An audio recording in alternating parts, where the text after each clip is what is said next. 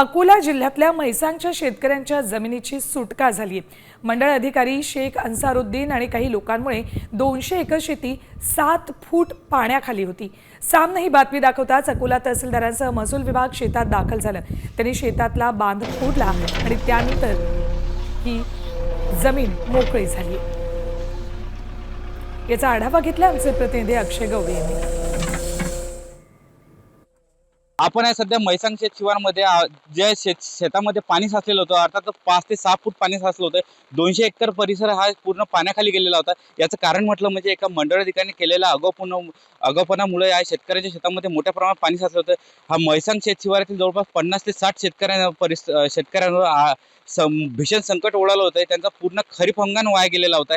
एका मंडळ अधिकारी अर्थात मंडळ अधिकारी असलेला शेख आणि काही शेतकऱ्यांनी शेतावर बांध बांधला होता, त्यामुळे पाण्याचा प्रवाह कुठे जात नव्हता आणि मोठ्या प्रमाणात शेतामध्ये पाणी साचले गेलं होतं।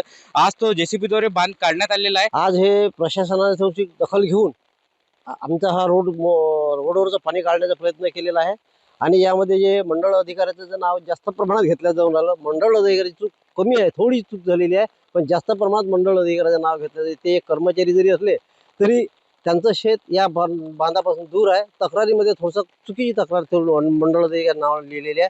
निश्चितच शेतावरचं पाणी आज काढण्याचं काम सुरू आहे। तहसीलदार इथं पोहोचलेले आहेत, महसूल विभाग इथं दाखल झालेला आहे। आज शेतकरी आनंदात आहे। अक्षय गवळी, साम टीव्ही न्यूज, अकोला। तर यावर जिल्हाधिकाऱ्यांनीही प्रतिक्रिया दिली आहे, बघा।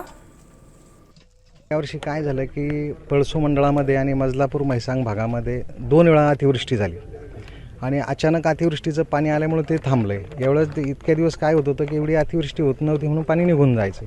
हे प्रकरण समझोत्यासाठी दोन्ही पार्ट्यांच्या ठेवलेलंच होतं ऑलरेडी। दोन्ही पार्ट्या ऑफिसला येणारच होत्या, पण आता योगायोगानं आम्ही जिथे आलो तर ते इथंच प्रकरण मिटलेलं आहे की ते या शेतकऱ्यांनी पण सांगितलं आम्ही पाणी काढून घेतो, यांनी पण सांगितले पाणी काढून घेतोय। त्याच्यामुळे आता पंचनामा करून ज्या ज्या ठिकाणी आता नैसर्गिक स्रोत आहे पाण्याचा त्या ठिकाणी आपण ते खुलं करतोय आणि 2 ठिकाणी खुलं पण केलेलं आहे।